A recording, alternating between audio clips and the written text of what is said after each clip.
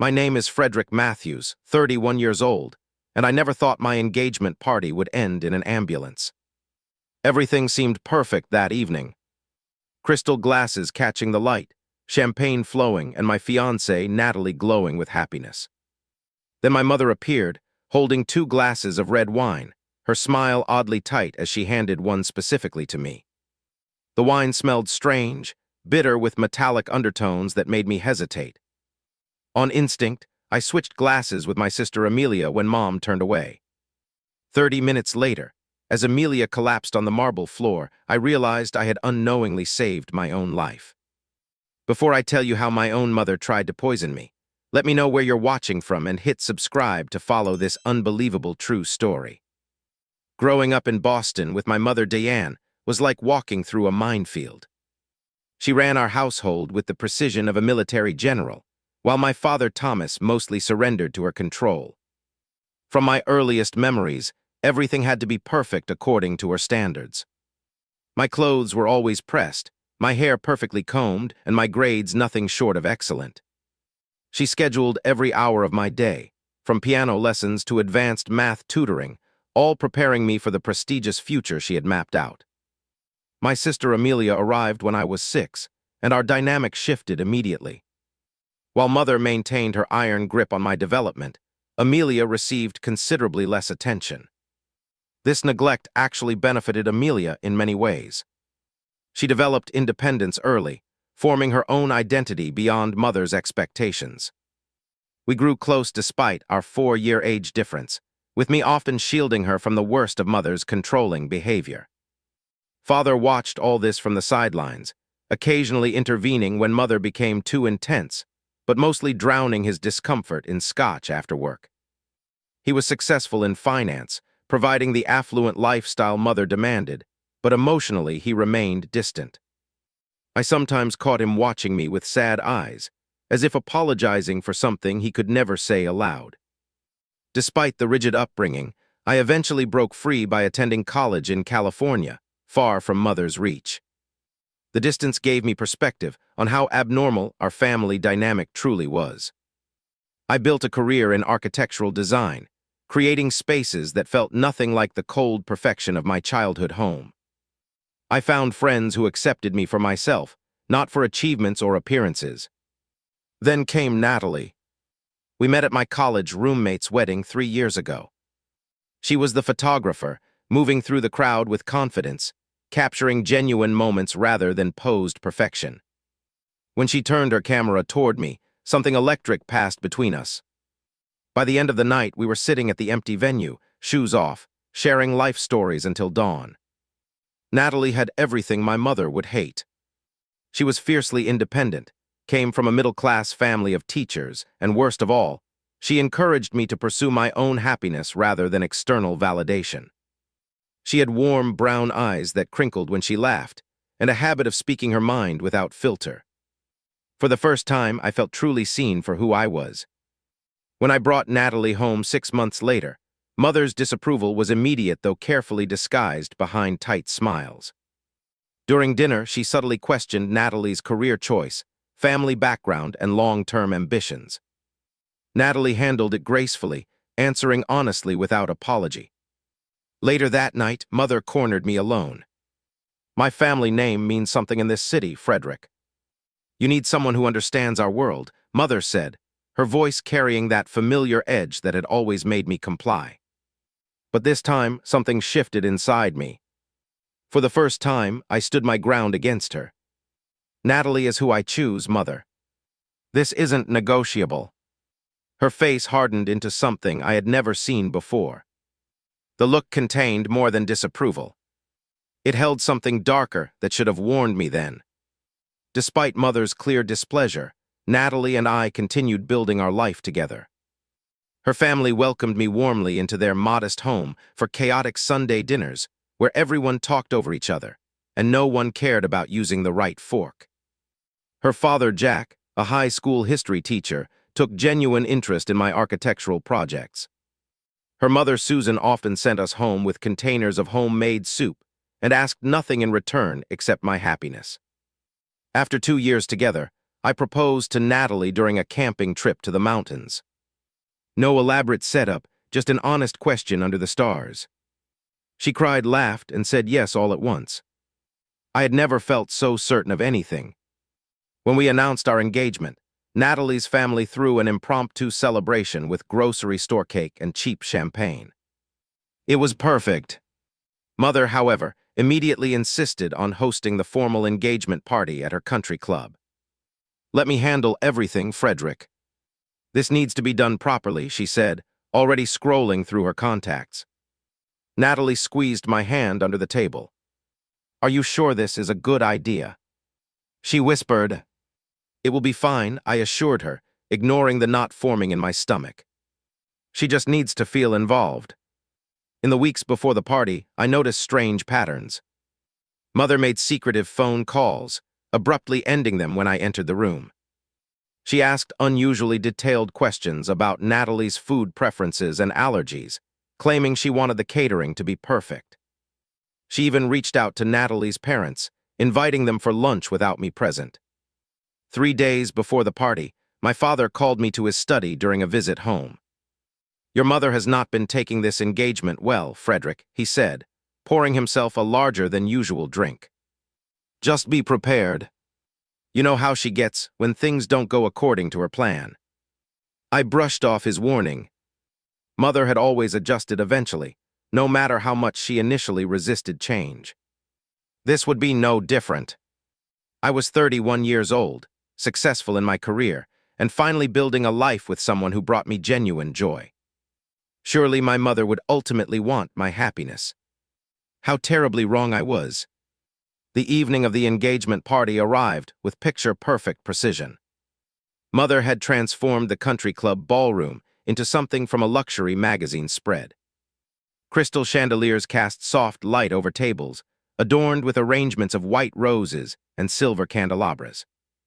A string quartet played in the corner, and waitstaff in crisp black uniforms circulated with trays of champagne and hors d'oeuvres. My mother stood at the entrance, wearing an expensive blue dress that somehow managed to be both elegant and severe. She greeted guests with practiced charm, her smile never quite reaching her eyes. Father stood beside her, already nursing what I suspected was not his first scotch of the evening. Natalie arrived with her parents, looking breathtaking in a simple green dress that complemented her auburn hair. The contrast between our families was immediately apparent.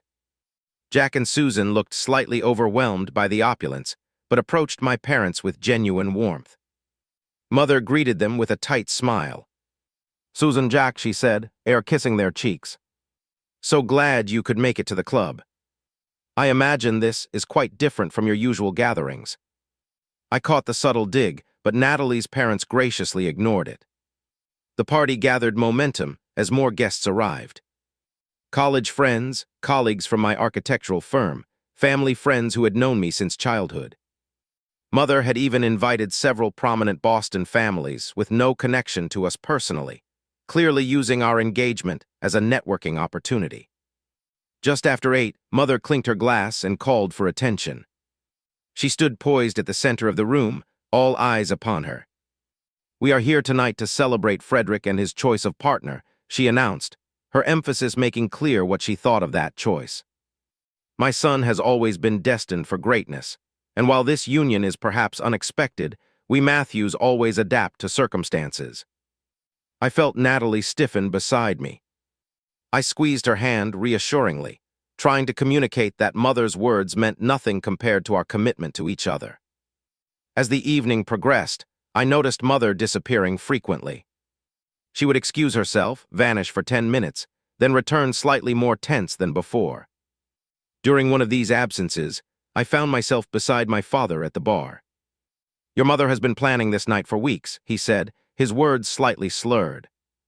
She wanted everything to be memorable. Something in his tone made me uneasy. "Dad, is everything okay?"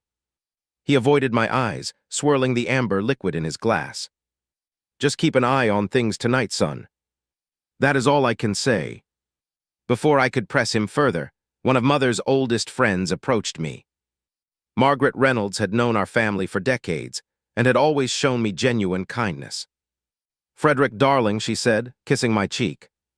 Such a lovely party. Your mother has outdone herself as usual. Thank you, Margaret. Are you enjoying yourself? She glanced around before leaning closer. Be careful tonight, Frederick. I overheard something concerning. What do you mean? Margaret appeared about to elaborate when Mother materialized beside us, as if summoned by the potential of secrets being shared. Margaret, I see you found Frederick, Mother interrupted smoothly. I believe your husband is looking for you by the terrace. Margaret gave me a meaningful look before departing. Mother linked her arm through mine, her grip uncomfortably tight. Everything is going perfectly, she said. I have a special vintage wine being opened for the toast later. I have been saving it for years, waiting for the right occasion. As she spoke, I noticed a man I did not recognize watching us from across the room. He was slender, with thinning hair and wire-rimmed glasses, dressed well but clearly uncomfortable in the social setting. Who is that? I asked. Just a new friend, Mother replied dismissively. David works in chemistry at the university. Brilliant mind. Now come, the caterers need approval on the dessert presentation. Later, as Natalie and I greeted guests together, she pulled me into a quiet corner. Your mother keeps staring at me, she whispered. Not just normal looking, but studying me like she is waiting for something. She is probably just taking mental notes to criticize my choice of bride later, I joked, trying to lighten the mood. Frederick, this feels different, Natalie insisted. There is something off about tonight. Your mother introduced me to that David guy and asked him if he thought I looked healthy. Who asks something like that? Before I could respond, a commotion from the kitchen caught our attention. Through the service doors, I glimpsed my parents in what appeared to be a heated argument. Father gesturing emphatically, Mother standing rigid with fury. The doors swung closed, cutting off the scene. Throughout the evening, the tension built subtly beneath the veneer of celebration. Mother made a point of introducing Natalie and me to every guest as if we needed her validation. She kept checking her watch, conferring with the wait staff about timing. Everything felt orchestrated towards some climax I couldn't identify. Around 10:30, Mother clinked her glass again, summoning everyone's attention. The time has come for a special toast to the engaged couple, she announced. I have prepared something unique for this moment. Something that will truly mark this occasion forever. As the crowd gathered, I noticed David the chemist standing unusually close to the service entrance, watching intently. Father had positioned himself by the bar, another drink in hand, his expression unreadable. Margaret caught my eye from across the room and shook her head slightly, as if in warning.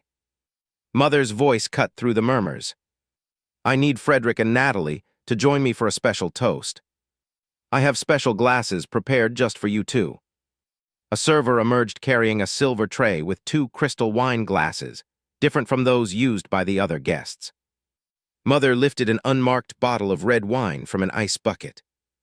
I have been saving this for a truly significant family event, she said, her voice carrying across the now silent room. A truly rare vintage, perfect for marking new beginnings. As she poured the dark liquid into the glasses, I noticed her hands trembling slightly. The room felt suddenly charged with something dangerous I couldn't name. Natalie's earlier concerns echoed in my mind as Mother lifted the glasses, handing one to each of us with deliberate care.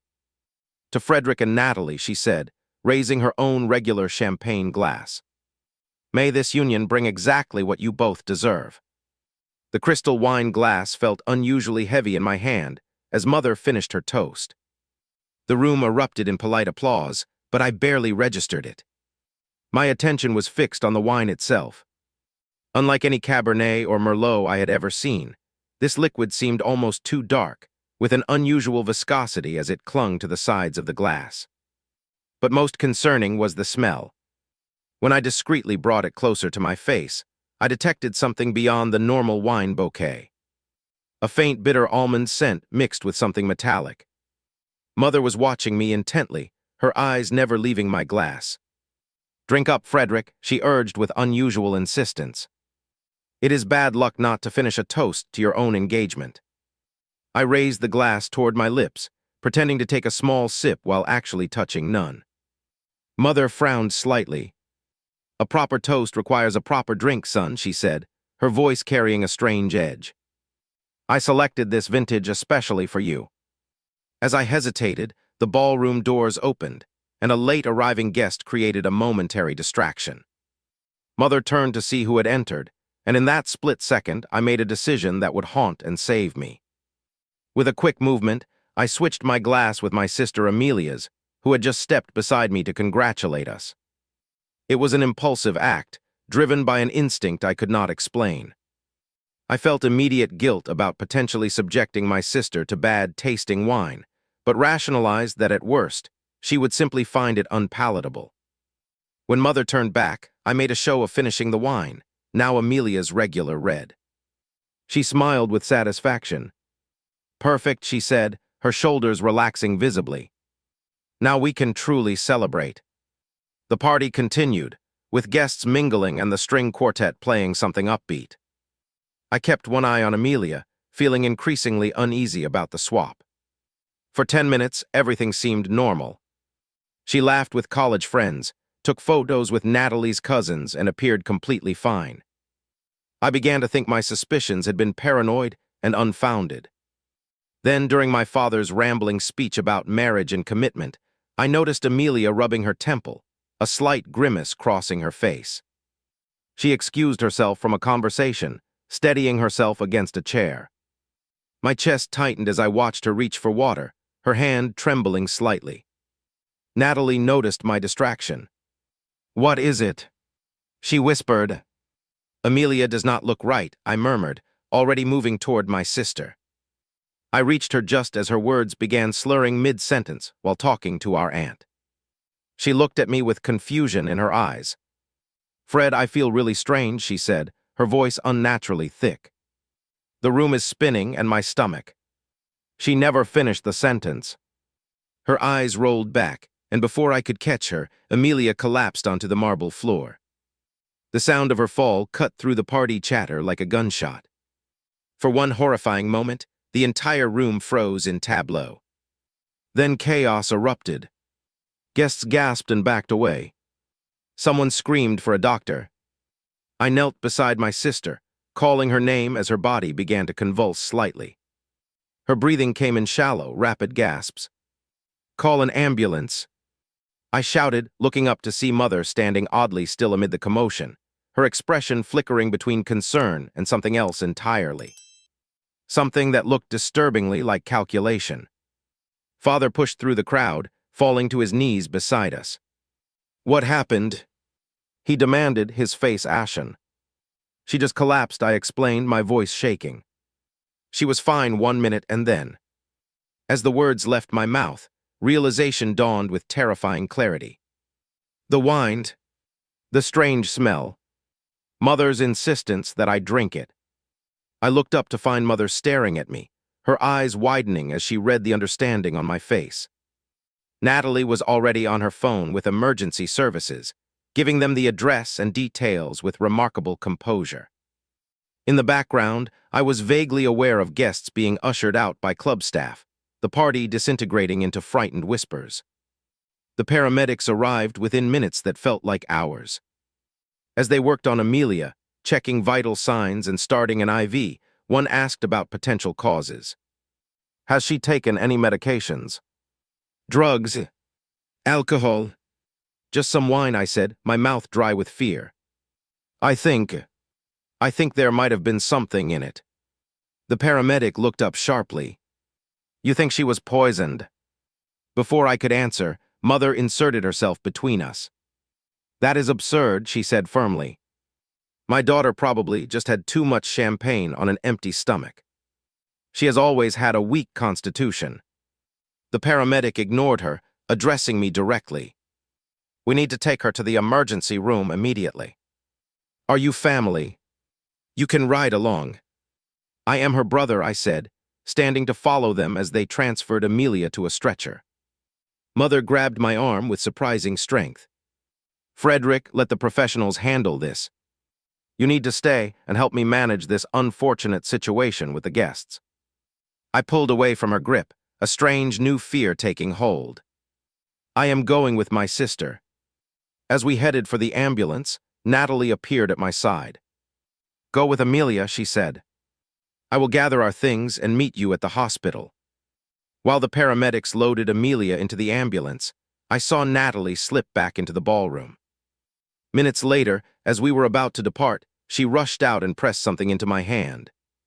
A small, empty prescription bottle she had found in Mother's purse during the commotion. The label had been removed, but there was a residue of white powder inside. Natalie's eyes met mine, both of us reaching the same horrifying conclusion simultaneously. The ambulance doors closed, and as we pulled away, I caught a final glimpse of my mother standing on the club steps, her face a mask of thwarted rage as she watched us disappear into the night. The emergency room buzzed with sterile efficiency as doctors worked on Amelia. I sat in the waiting area, the empty pill bottle heavy in my pocket, my mind racing through implications too terrible to fully comprehend. Natalie arrived with her parents, who immediately enveloped me in a hug that nearly broke my composure. An hour later, my parents arrived. Father looked destroyed, his earlier intoxication replaced by hollow sobriety. Mother, however, maintained a carefully constructed facade of maternal concern that now seemed transparently false. "What are the doctors saying?" she asked, her voice perfectly modulated for the setting. "Nothing yet," I replied, watching her face carefully. "They are running toxicology tests." Something flickered in her eyes. "Toxicology? Surely that is excessive." It was probably just a panic attack or low blood sugar. Before I could respond, a doctor approached our group. "Are you Amelia Matthews' family?" We all stood. The doctor, a woman in her 50s with tired eyes, addressed us gravely. "We have preliminary results from the blood work," she said. "Your daughter has ingested a significant amount of arsenic." Father gasped. Mother went completely still. "Arsenic?" I repeated. "As in poison." The doctor nodded grimly. "We are administering chelating agents to bind the toxin and support her organ function. The next 24 hours will be critical. Can anyone explain how this might have happened?" All eyes turned to Mother, who had backed slightly away from our group. "This is some sort of mistake," she said, her voice higher than normal. "Amelia must have taken something before the party. She has always been troubled." The blatant lie ignited something in me. I pulled the empty bottle from my pocket and handed it to the doctor. "This was in my mother's purse," I said. The wine my sister drank came from a bottle my mother personally selected for a toast. The doctor looked from the bottle to Mother, her expression hardening. "I need to call hospital security and the police." As she walked away, Mother turned on me with unexpected viciousness. "How dare you," she hissed. "After everything I have done for this family." Father placed a hand on her arm. "Diane, please." She shook him off violently. "You have always been too weak to do what is necessary, Thomas. Some threats need to be eliminated." The clinical coldness of her words sent ice through my veins. "What threat? What are you talking about?" Before she could answer, 2 police officers approached with hospital security. After a brief conversation with the doctor, they asked to speak with each of us separately. I was interviewed first in a small consultation room. I recounted everything. The strange wine, the swap with Amelia, Mother's behavior before and after. The officers took the empty bottle as evidence and asked for contact information for party guests who might have witnessed relevant events. When I returned to the waiting area, I found Natalie speaking with another officer. She caught my eye and nodded reassuringly. My father sat alone, his head in his hands. The doctor returned with an update. They had pumped Amelia's stomach and continued chelation therapy, but the poison had already entered her bloodstream. Her kidneys showed signs of strain, and they were monitoring for liver damage. She remained unconscious but stable.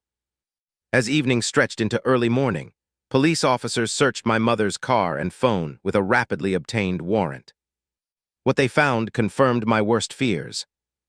Her search history included numerous queries about arsenic poisoning, its symptoms and detection methods. They found receipts for chemicals purchased through an anonymous account and detailed notes about Natalie's daily routine. When confronted with this evidence, Mother maintained her composure for precisely 30 seconds before it shattered completely. I watched from across the waiting room as her face transformed, decades of careful social masks dissolving into something primal and disturbing. 2 officers escorted her toward the hospital exit. As they passed where I stood, she suddenly lunged toward me, breaking free momentarily. "She was taking you away from me," she screamed, her face contorted with rage and something like desperation. "Everything I did was for you, Frederick. That girl would have ruined everything we built." The officers restrained her, but she continued, her voice echoing through the sterile corridors. "Your future was mapped out perfectly.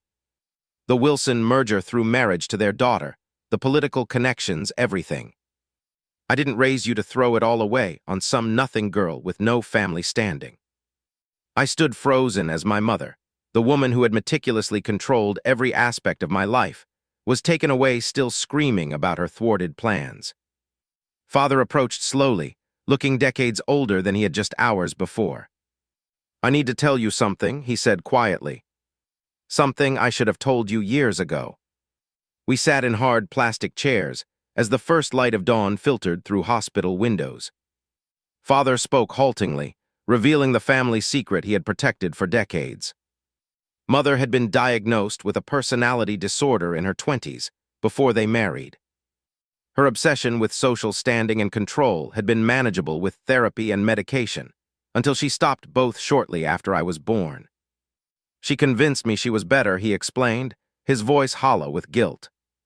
"That it was just stress and she had outgrown it. I wanted to believe her. Then, whenever her behavior became concerning, she would improve just enough to keep me from insisting on treatment. I am so sorry, Frederick. I thought I was protecting our family by keeping her stable. I never imagined she would go this far." As he spoke, the full weight of my childhood came into terrible focus. The controlling behavior, the rigid expectations, the isolation from any one mother did not approve of. All symptoms of an illness left untreated while Father looked away.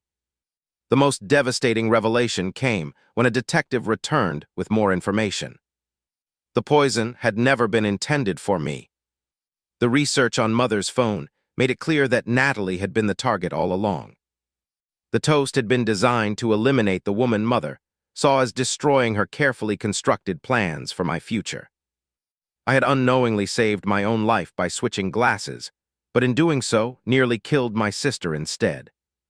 The guilt crushed me like a physical weight.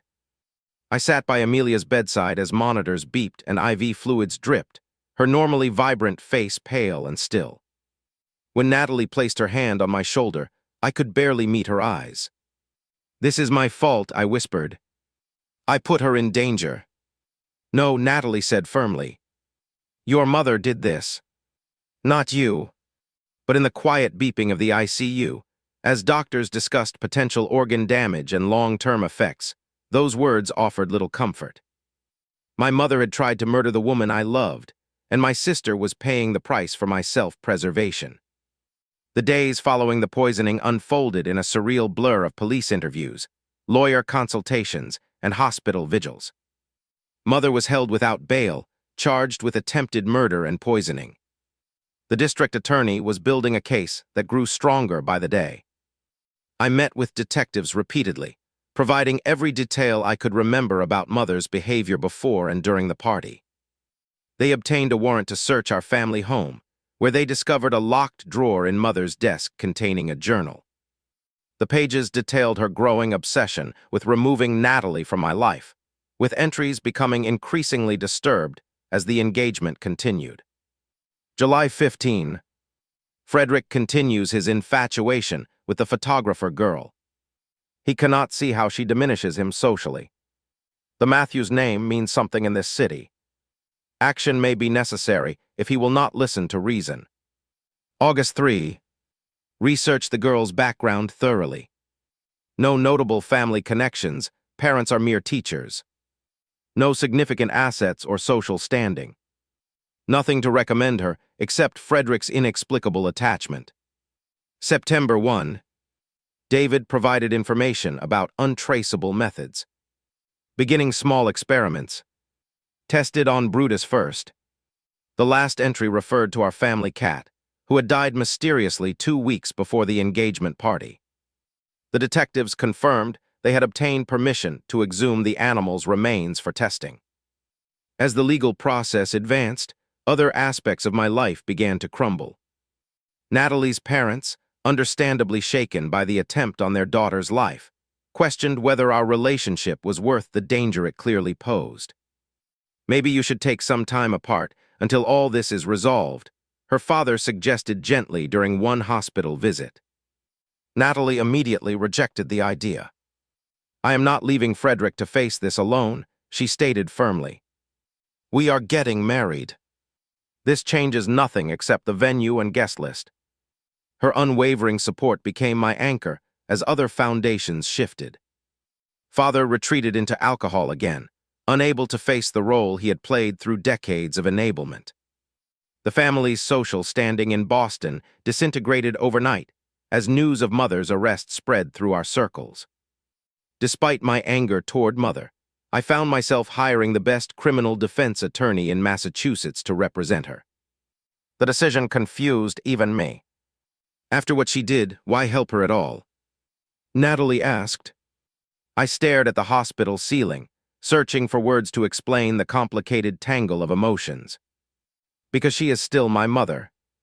Because she is clearly ill. And because I need to understand why this happened. The attorney, Alina Blackwood, specialized in cases involving mental illness. After reviewing Mother's history and the evidence, she was direct with me. "Your mother will not avoid consequences," she explained during our first meeting. "But I can help ensure she receives psychiatric treatment, along with whatever sentence is imposed. The evidence of premeditation is overwhelming, but so are the signs of severe mental illness." As Mother awaited trial, the media discovered the story. Local news painted it as a society scandal, complete with phrases like toxic privilege and family dynasty. National outlets picked it up as a human interest piece about the dark side of Boston's elite. Reporters called constantly, and photographers staked out the hospital and my apartment. The attention forced me to take a leave of absence from my architectural firm. The partners were supportive, but concerned about client reactions to the publicity. I focused instead on supporting Amelia's recovery and preparing for the legal battle ahead. During this period, I visited Father at the family home. The house felt abandoned already, dust gathering on Mother's meticulous decorations. I found him in his study, surrounded by old photo albums and empty glasses. "She was not always this way," he said without looking up. "When we first met, she was brilliant, ambitious. The signs were there, but I ignored them because I loved the person I thought she could be." His words sparked a memory. During college, Grandmother had warned me obliquely about Mother's side of the family. "There is a darkness that runs through the Gardner women, Frederick," she had said. "Your mother fought it for years." I confronted Father with this information, demanding the full truth. After initial resistance, he revealed that Mother's own mother had experienced a similar psychotic break decades earlier, resulting in an attempt to harm a neighbor she believed was turning her husband against her. The incident had been covered up by the family's influence and money. "Why did you never tell me?" I demanded, fury rising. I brought Natalie into this family with no warning about what she might face. Father looked up, his eyes red-rimmed and defeated. "Would you have believed me? Diane was your mother. She loved you in her way." His words did nothing to diminish my anger. Throughout my childhood, he had stood by while Mother's controlling behavior intensified. His silence had nearly cost both my sister and fiancée their lives. Taking action gave me purpose amid the chaos. I initiated power of attorney proceedings for Amelia while she recovered. I arranged for security at the hospital and our apartment. I gathered evidence from family members who had witnessed Mother's concerning behavior over the years, but like Father, had remained silent. Most importantly, I made the difficult decision to testify against Mother at her bail hearing.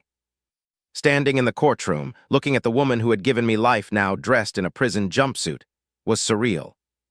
She watched me with a strange mixture of betrayal and pride as I detailed the events of the engagement party. During my testimony, I looked directly at Mother as I described finding the poisoned wine intended for Natalie. For a moment, our eyes locked, and I glimpsed something beyond her illness, some fundamental disconnect in how she viewed the world and the people in it. Frederick has always been too sensitive, she announced suddenly, interrupting the proceedings. Everything I did was for his benefit. That girl would have destroyed his potential. The outburst led to Mother's attorney requesting a psychiatric evaluation, which confirmed what we already knew. Mother suffered from a severe personality disorder with paranoid features, exacerbated by years without treatment. The evaluation described her as having distorted perceptions of threats and an inability to distinguish between her desires for me and my actual well-being. The judge denied bail, citing the premeditation involved and ongoing risk to others. Mother would remain in custody at a secure psychiatric facility until trial. Following the hearing, I stood on the courthouse steps beside Eleanor Blackwood as reporters shouted questions. Despite Eleanor's advice to avoid comment, I decided to make a brief statement. My sister continues to recover from being poisoned at what should have been a celebration of love, I said, my voice steadier than I felt. I ask for privacy for my family during this difficult time. Mental illness left untreated can devastate families, and our story is unfortunately not unique. I hope something positive might eventually come from this tragedy, perhaps greater awareness of the importance of mental health treatment and the courage to intervene when someone needs help. As cameras flashed and questions continued, Natalie appeared beside me, taking my hand. Together, we walked through the media scrum, united despite everything my family had put us through. Amelia was released from the hospital after 2 weeks of intensive treatment. The arsenic had damaged her liver, requiring ongoing medication and monitoring, but doctors were optimistic about her eventual recovery. I insisted she stay with Natalie and me, rather than returning to the family home, where so many dark memories resided. Our apartment became a sanctuary of sorts. Natalie converted her home office into a bedroom for Amelia, filling it with plants and photographs to create a healing environment.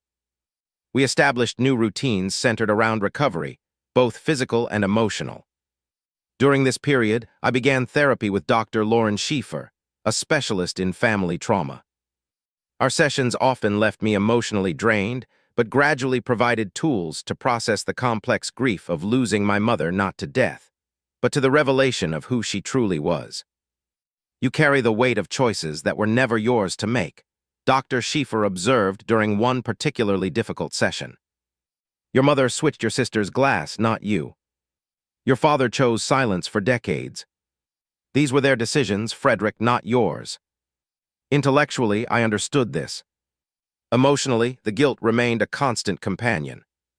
I woke from nightmares where I watched myself switch the glasses, knowing the consequences yet unable to stop my hand.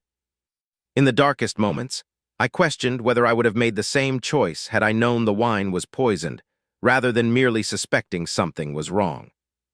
Natalie suggested postponing our wedding but not canceling it. This is a pause, not an end, she insisted. When we do get married, it will be on our terms, free from your mother's interference. Her determination to move forward, despite everything, strengthened my resolve to break free from the toxic patterns of my past.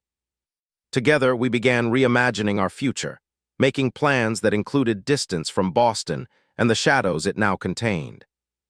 During Amelia's recovery, I reconnected with relatives from Mother's side of the family who had been kept at arm's length throughout my childhood.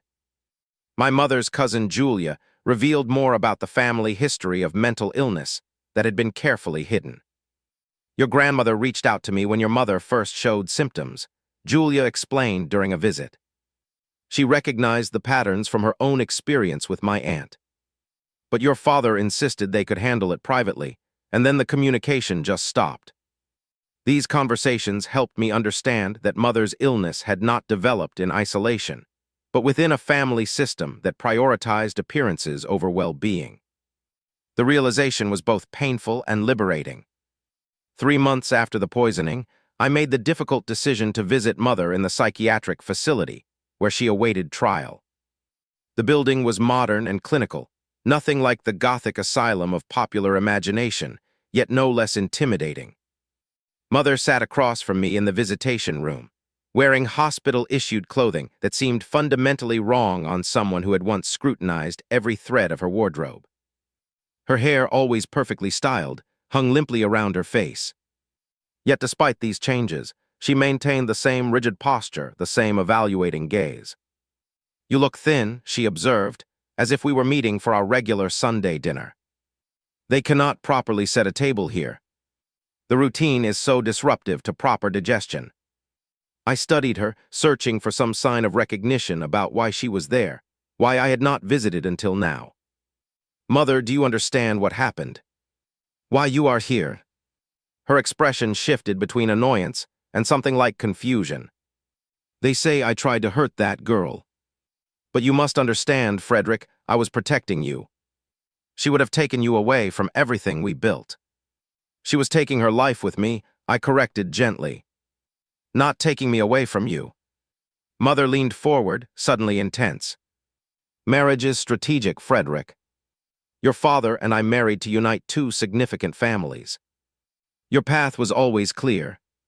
The Wilson girl would have been perfect. The connections, the influence it would have secured for your future." She continued speaking, laying out the cold calculations behind the life she had planned for me without my input or consent. As she spoke, I realized I was finally seeing my mother clearly, perhaps for the first time. Not as the intimidating force of my childhood or the monster of recent events, but as a deeply ill woman whose distorted perceptions had shaped our entire family. "I need you to understand something," I said when she paused. "I am going to marry Natalie. We will build our own family, make our own choices. And I forgive you for what you did, because I believe you are ill and were not getting the help you needed." Her face hardened. "I do not need your forgiveness. When this misunderstanding is cleared up, we can return to our plans." "That is not going to happen, Mother. I came today to set boundaries. I will ensure you receive proper treatment and care, but I cannot have you in my life if you cannot respect my choices." The visit ended shortly after, with Mother refusing to acknowledge the reality of her situation or the permanence of the changes in our relationship.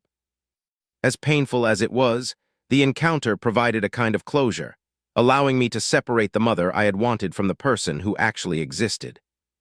With this clarity, I focused on rebuilding. Amelia improved steadily, eventually returning to her job in publishing. Father entered a rehabilitation program for his alcoholism, making halting attempts to take responsibility for his role in enabling Mother's illness. Natalie and I began planning a smaller wedding for the following spring, one that would celebrate our commitment without the weight of family expectations. My most healing action came unexpectedly.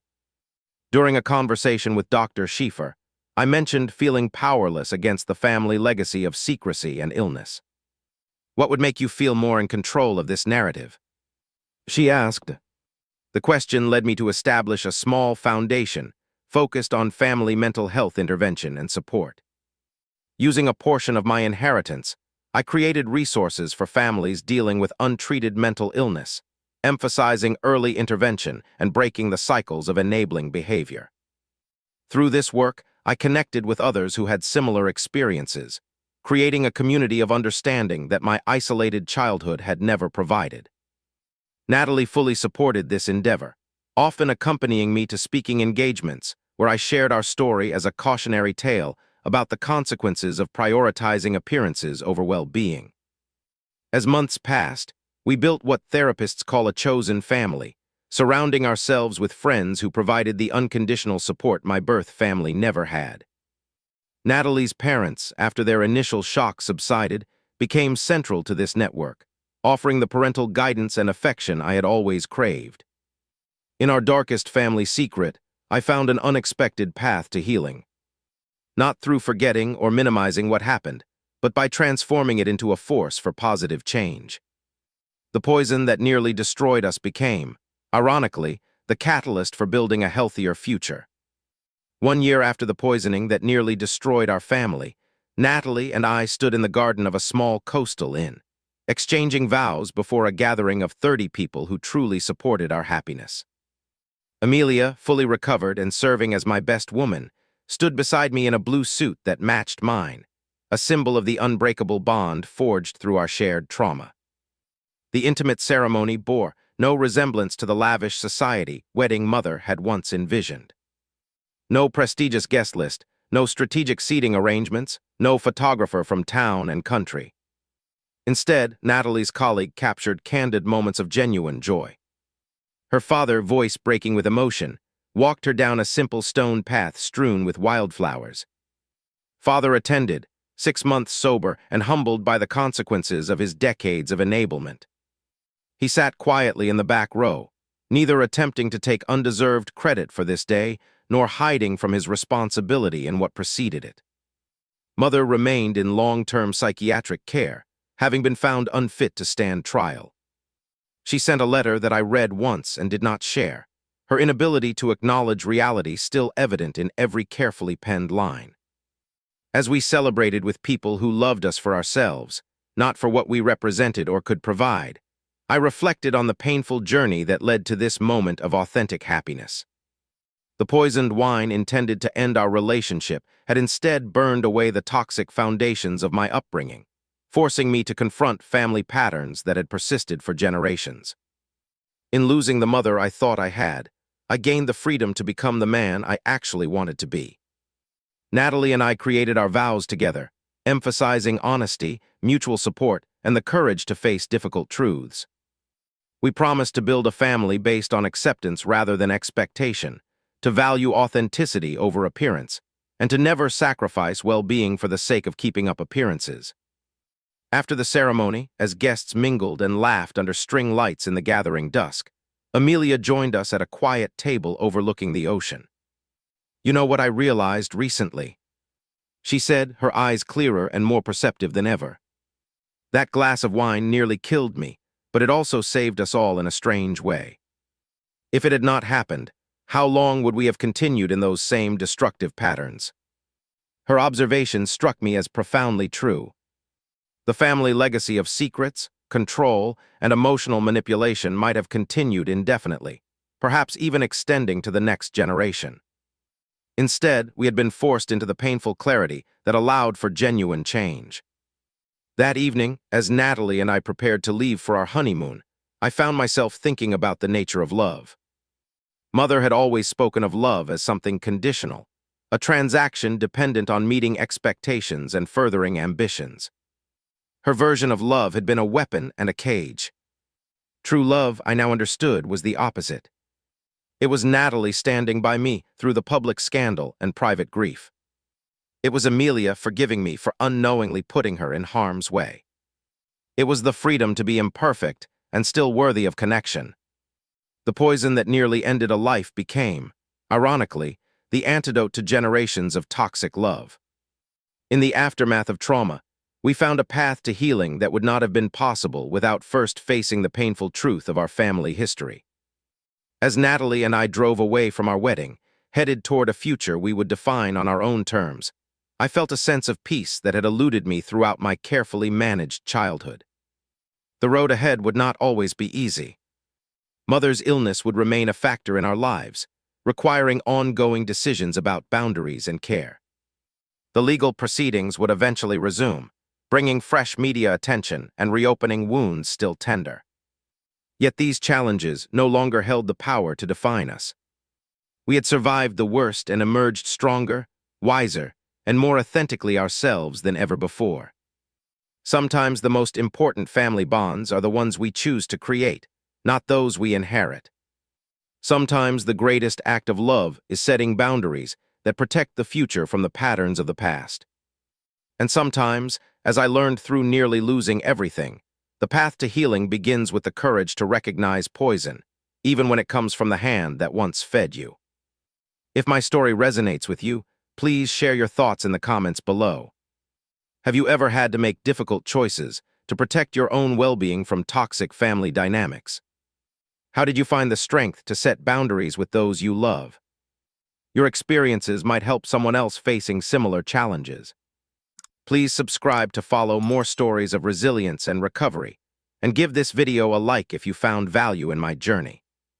Thank you for listening, and remember that creating a healthy future sometimes means having the courage to break with an unhealthy past.